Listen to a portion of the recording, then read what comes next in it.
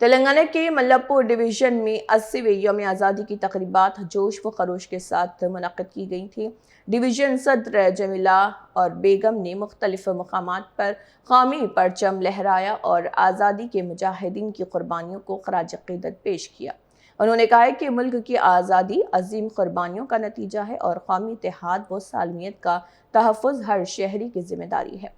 जमीला बेगम ने साबिक़ BRS हुकूमत को तनक़ीद का निशाना बनाते हुए कहा है कि इस दौर में तेलंगाना की तरक्की मुतासिर हुई, जबकि कांग्रेस हुकूमत के इक़्तिदार में आने के बाद तरक्की और फलाही प्रोग्रामों को तरजीह दी जा रही। तकरीब में ख़वातीन रहनुमाओं और मुकामी कायदीन ने शिरकत की। స్వతంత్ర దినోత్సవ సందర్భంగా యావత్ భారతావని అందరికీ స్వతంత్ర దినోత్సవ శుభాకాంక్షలు. ఆనాడు 200 సంవత్సరాల క్రితం బ్రిటిష్ ప్రభుత్వం నుండి విముక్తి చెంది ఈరోజు భారతదేశానికి స్వతంత్రం లభించి స్వేచ్ఛ వాయువులను అనుభవిస్తున్నామంటే ఆ రోజు స్వతంత్ర సమరయోధుల ప్రాణ త్యాగం వల్ల ఈరోజు మనము స్వేచ్ఛను అనుభవిస్తున్నాము.